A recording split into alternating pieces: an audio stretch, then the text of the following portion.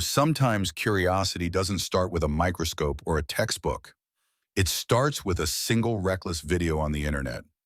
I remember sitting there late at night scrolling through clips when I stumbled upon a man named Coyote Peterson, the guy who's been bitten, stung, and tested by nearly everything nature has to offer.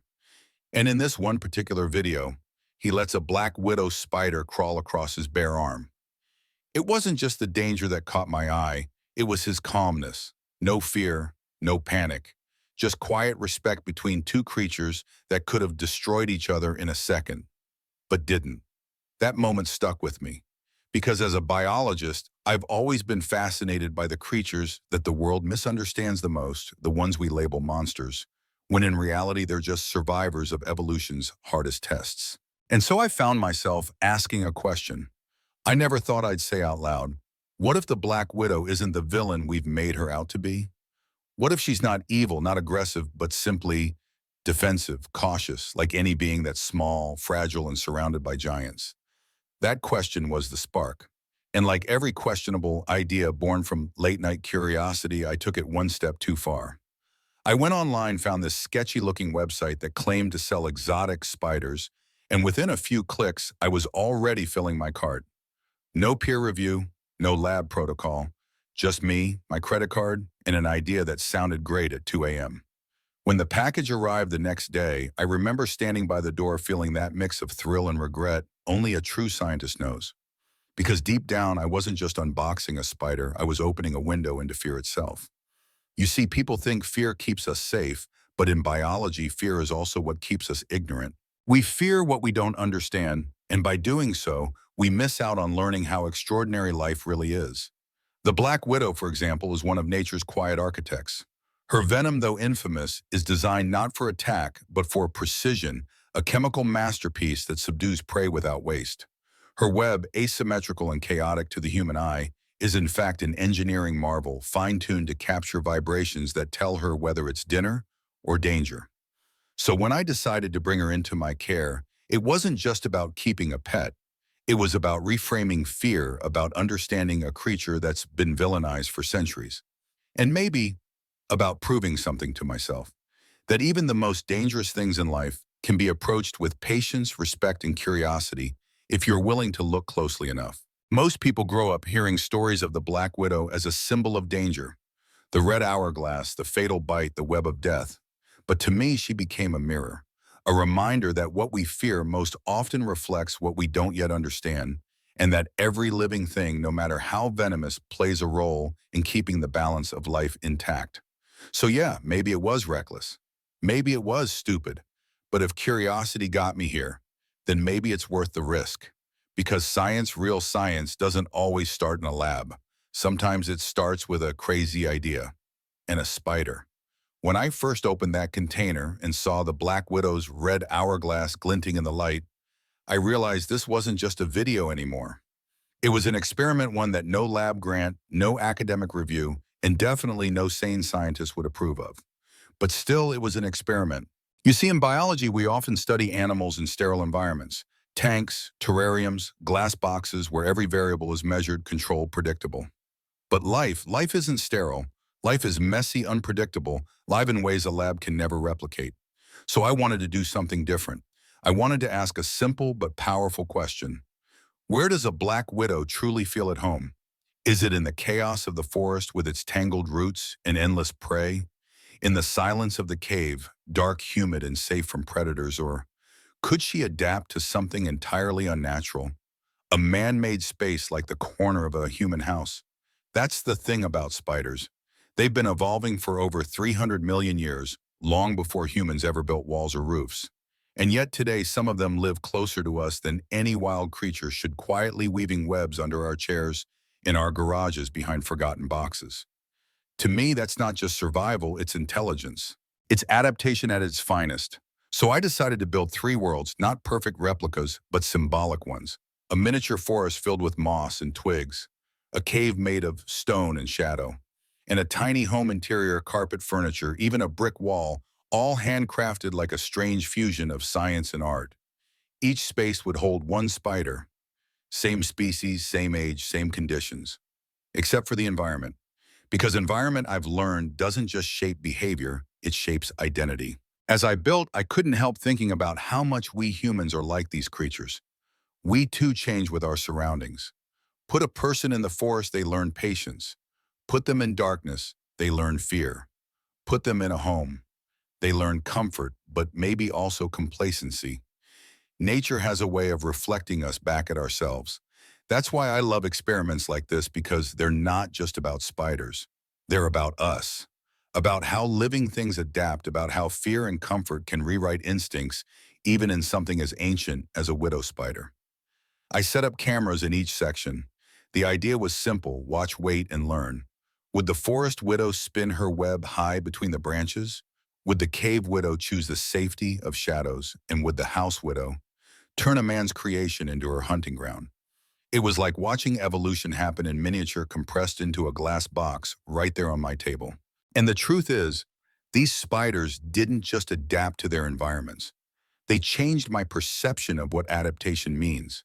Because the more I watch, the more I realize that survival isn't about aggression or dominance. It's about harmony. It's about finding stillness in chaos. Even the Black Widow, the creature we call deadly, isn't seeking conflict. She's just looking for a place to belong. And in that moment, I thought, maybe this is what science should be about. Not proving how much control we have over life, but learning how much life continues even when we're not in control. So yeah, call it reckless, call it dumb, call it YouTube science. But to me, it's something deeper, a quiet reminder that even the smallest creatures are still writing stories of survival. And if we listen closely, those stories sound a lot like our own. You know, people think science is all about numbers, graphs, and white lab coats. But sometimes it's about getting your hands dirty with a glue gun, a pile of moss, and way too much spray foam. When I started building the enclosures, I realized something: this wasn't just an experiment, it was an act of creation. Each habitat I designed wasn't meant to look perfect. It was meant to feel alive. The forest section came first, a tangled mess of branches, twigs, and dry leaves I collected from my backyard. I glued strands of moss along the wood, scattered fallen leaves across the base, and added tiny stones to mimic the forest floor. When I stepped back, it almost looked like a miniature world frozen mid-breath. Then came the cave, darker, quieter, heavier. I remember smashing rocks with a hammer, trying to carve out little stalagmites that could stand like fangs rising from the earth. When the spray foam hardened, I painted it in muted browns and grays until it looked like the inside of some forgotten cavern. There was something oddly peaceful about it, as if the shadows themselves were alive. And finally, the house interior, my personal favorite. Now, this one was ridiculous, I'll admit. I took a piece of styrofoam, painted it with fake bricks, glued down a carpet square, and built furniture out of Lego. Yes, Lego. A red sofa, a brown chair, even a little shelf, crooked, colorful, but full of character. It was half science project, half art therapy. And as I placed them into the enclosure, something clicked in my mind. This is exactly what biology feels like. Because real science isn't always about discovering something new. Sometimes it's about recreating what already exists to understand why it works. I think that's the part of research people don't see.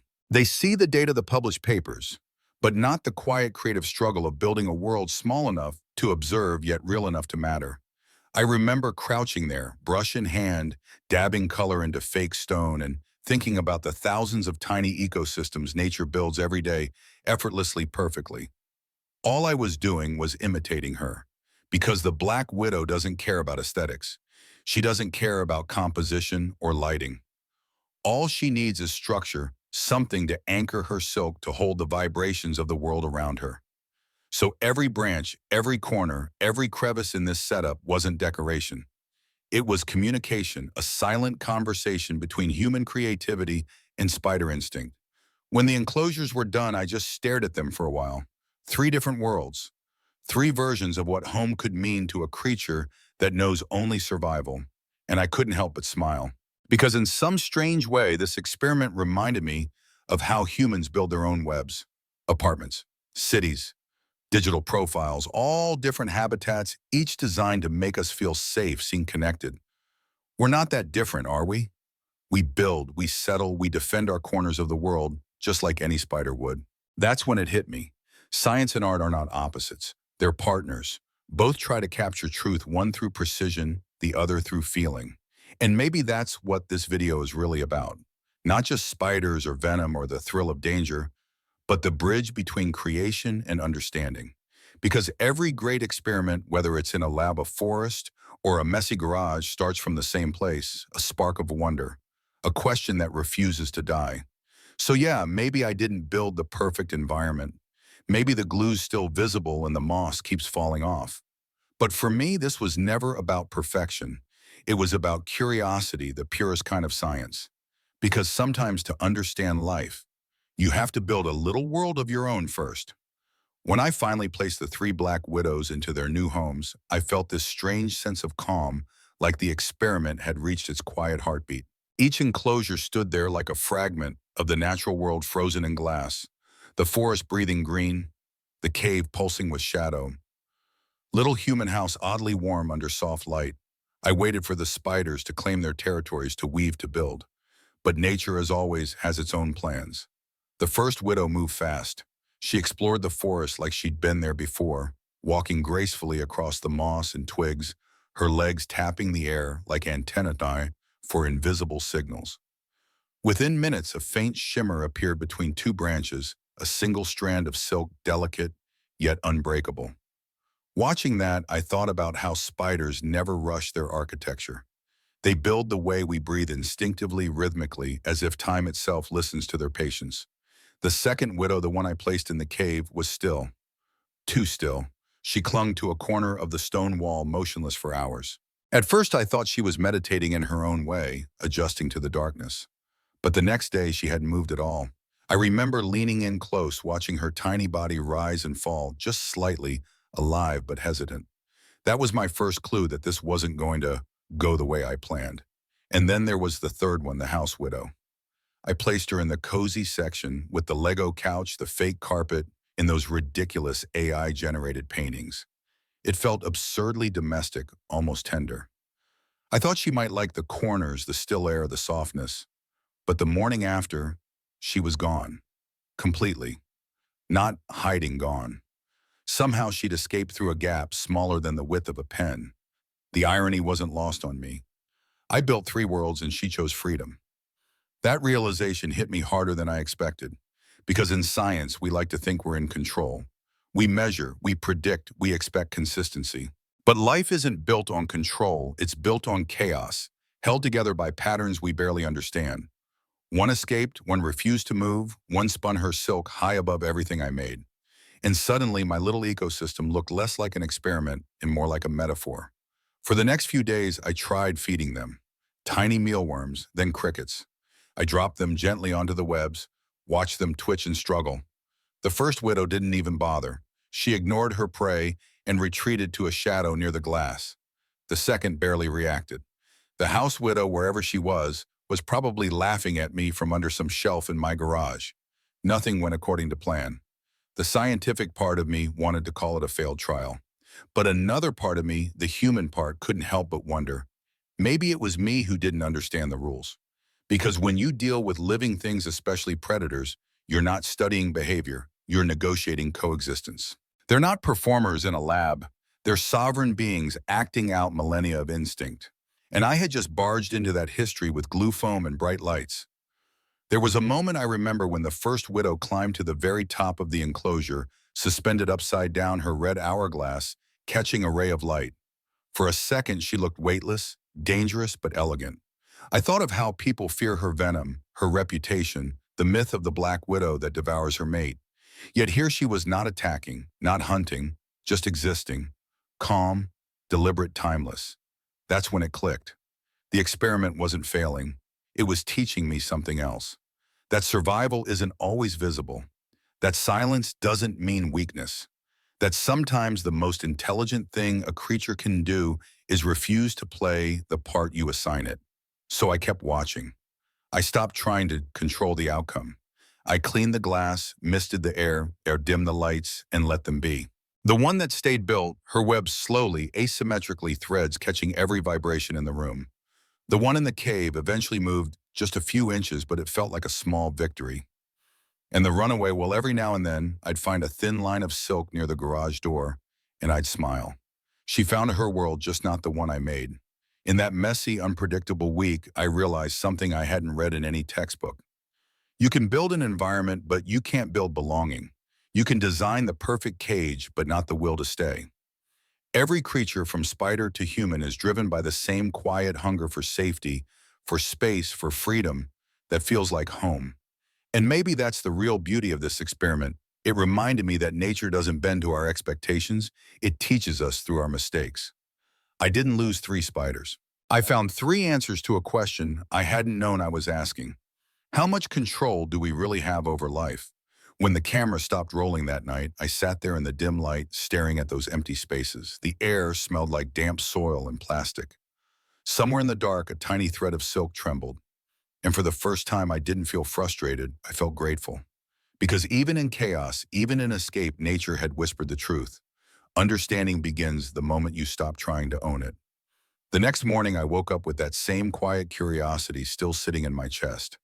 I walked into the garage, coffee in hand, half expecting to see one of the widows gone again, or worse, waiting for me somewhere I didn't want her to be. The forest habitat was still the web, glistening faintly in the soft light. The cave was silent, damp, patient, and somewhere between those worlds I realized I was no longer just studying them, I was living with them. When you spend enough time observing creatures like these, something shifts. You start to understand that life, real life, isn't built around grand gestures or endless movement. It's built around stillness, timing, and knowing exactly when to act. The Black Widow doesn't waste energy chasing what doesn't belong to her. She waits. She listens. And when the right vibration comes, a signal from the web, a ripple of opportunity, she strikes with purpose, never before, never after. That lesson hit me harder than I expected. Because humans, we're terrible at waiting. We rush everything, our work, our growth, our happiness. We spin our own webs out of deadlines and distractions, then wonder why we feel tangled. But the spider, she just waits. Not out of laziness, but out of wisdom. She knows the universe will come to her if she's patient enough to feel it arrive. I spent hours watching her move slow, deliberate, never frantic. Every thread she spun was a decision. Every pause an act of awareness. That's the kind of precision no technology can replicate. Her silk is 5 times stronger than steel by weight, yet so thin it disappears in sunlight. She builds it in silence and darkness without ever needing recognition. That's survival distilled into art. At one point, I tried feeding her again, just one small cricket this time. I dropped it gently into the web, and for a few seconds, nothing happened. Then, almost invisibly, the web itself began to tremble. The widow emerged from her hiding spot, gliding along her silk like a shadow given purpose. There was no chaos, no violence, only elegance. She approached the cricket, touched it once, then wrapped it in silk layer after layer until it was still. Efficient, respectful almost. It wasn't the brutality people imagine when they hear Black Widow. It was choreography. It was precision born from instinct. Watching that, I thought about how we humans often confuse power with aggression. We think dominance means control, noise, speed. But here was one of the most venomous creatures on Earth, silent, patient, and gentle, until provoked. Maybe real power isn't about how much noise you make, but how well you can remain calm when the world trembles around you. Days passed like that, quiet, rhythmic. The escaped widow never showed herself again, though part of me liked to believe she was out there somewhere, thriving in the unseen corners of my world. The cave widow surprisingly started moving more often. She rebuilt her web deeper into the shadows, weaving between the rocks I'd glued there weeks before. Even she, the most reluctant of the three, had finally decided to make this space her own. And me, I stopped filming for a while. Not because I'd lost interest, but because I didn't want to interrupt what felt sacred. Every time I turned on the camera, I realized it wasn't them. I was documenting, it was myself. My own learning curve, my own quiet surrender to the fact that science isn't about proving a point. It's about listening. It's about allowing the world to surprise you. That's the paradox of being both a scientist and a storyteller. You go in thinking you're going to explain life to people, but in the end, life explains itself to you. You just happen to be holding the camera. When I finally sat down to review the footage, I noticed something beautiful I hadn't caught before. In one of the time-lapse shots, the light from the window shifts over the forest enclosure, and for a brief moment, the strands of the widow's web catch it perfectly, like strings of gold. It was there for only a few seconds, but it made everything worth it. Every failed feeding, every escaped spider, every restless night, wondering if I'd gone too far. Because sometimes the beauty of science isn't in discovery, it's in humility. It's realizing that no matter how much you build, design, or predict, nature will always write the final draft. You can only witness it. That's the part I wish more people understood. Curiosity doesn't make you fearless. It just makes you willing to face your fear long enough to see what's hiding behind it. For me, that fear was 8 legs, an hourglass mark, and a reputation for death. But behind it, I found elegance, patience, and the kind of intelligence that doesn't need words. By the time the video ended, I wasn't sure whether to call it a success or a failure. But maybe it didn't matter. What mattered was that I'd seen something rare, a glimpse into how life continues even when our expectations collapse. How 3 tiny spiders could remind me that control is an illusion, that survival is art, and that understanding begins the moment you stop trying to cage it. So yeah, maybe I started this as a reckless YouTube idea. But somewhere between fear and fascination, the Black Widow became my teacher. And what she taught me was simple: not everything dangerous deserves to be destroyed. Some things deserve to be understood.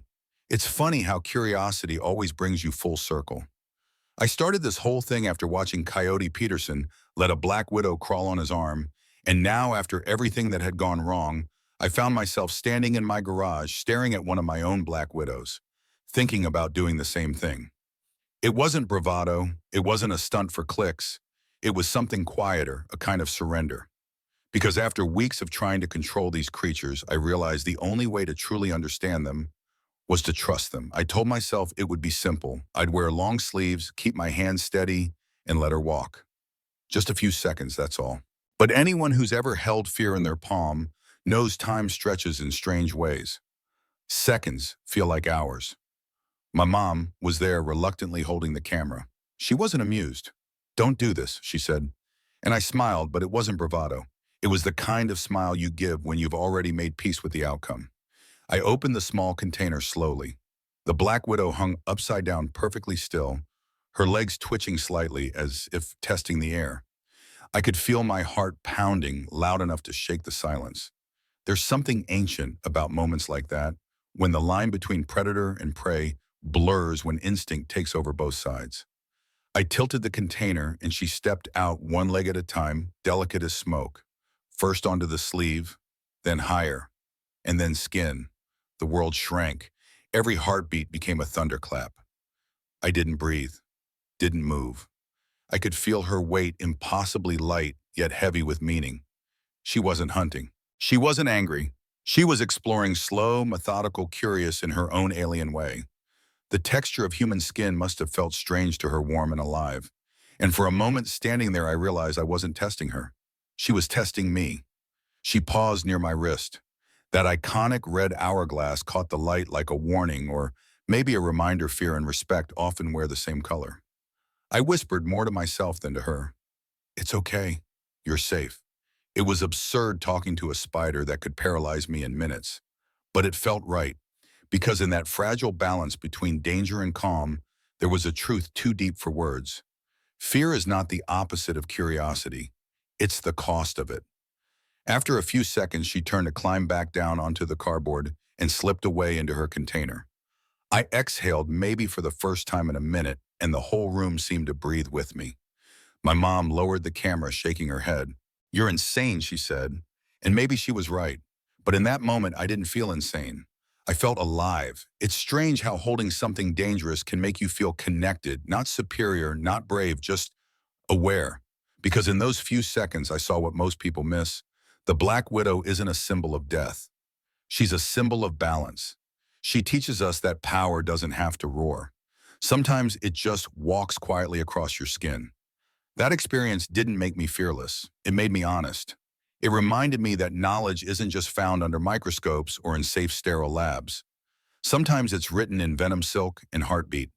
And when you finally face the thing you fear most, not to conquer it, but to understand it, you realize that maybe nature isn't testing you after all. Maybe she's just asking if you're ready to listen. That night, when everything was quiet again, I sat down next to the enclosures and just watched. The air was heavy with humidity, the kind that carries the faint scent of soil and metal. In the dim light, the widow's web shimmered like a constellation threads of silver, connecting worlds I tried so hard to understand. And it hit me how absurdly beautiful it all was. 3 spiders, 3 experiments, 3 stories that didn't go the way I expected. Yet somehow they taught me more than any success ever could. I used to think knowledge came from control, from perfect plans, sterile environments, clear data. But real understanding comes from listening. It comes from moments like this, when a creature that could end you chooses not to, when nature meets you halfway and says, "You don't have to fear me. You just have to see me." And that's the thing about curiosity. It doesn't always reward you with answers. Sometimes it humbles you with silence. It reminds you that the universe doesn't owe you meaning. You have to earn it one heartbeat, one experiment, one reckless act of wonder at a time. Mai Kwei Cham, Kin Ken Bantayan Chamba Lopkin no Konyen Danjungto. The next morning I filmed the outro. I looked straight into the lens, and for the first time I didn't feel like I was performing. I was just speaking. "So yeah," I said, half smiling, "this might be the dumbest pet I've ever kept. But maybe that's okay. Because if a black widow can teach us anything, it's that danger and beauty can live in the same place. You just have to look close enough to see it." I meant every word. Behind me, the enclosure sat quietly, one web shimmering, one shadow deep in the rocks, and one empty corner where a spider once was. It didn't feel like failure anymore. It felt like balance. Maybe that's the secret most people miss. Every experiment, every mistake, every wild idea you chase, it all becomes part of your web. Some threads hold, some break. But together they shape who you are. Amnyakja Noilen, Ton Nye Lofi Piano Hua Ting Konchung Dem. So I close the video with something simple. If you enjoyed this journey, if you learned something, or maybe just felt something, then consider subscribing. It helps me keep doing these experiments, and it reminds me that curiosity still matters. Also, yeah, check out the new Axel hoodie on the site. It's soft, venom-proof, and it helps fund the next adventure. I laughed after saying it. Not the marketing kind of laugh, more like relief. Because somewhere between fear and fascination, I'd found what every scientist chases, not just knowledge, but connection. As the outro music faded, I leaned back in my chair and thought about the escaped widow. She was out there somewhere, free, unseen, thriving in the quiet corners of the world. And I realized maybe that was the perfect ending. Because science isn't about keeping things in boxes. It's about opening them and trusting that what escapes will still teach you something.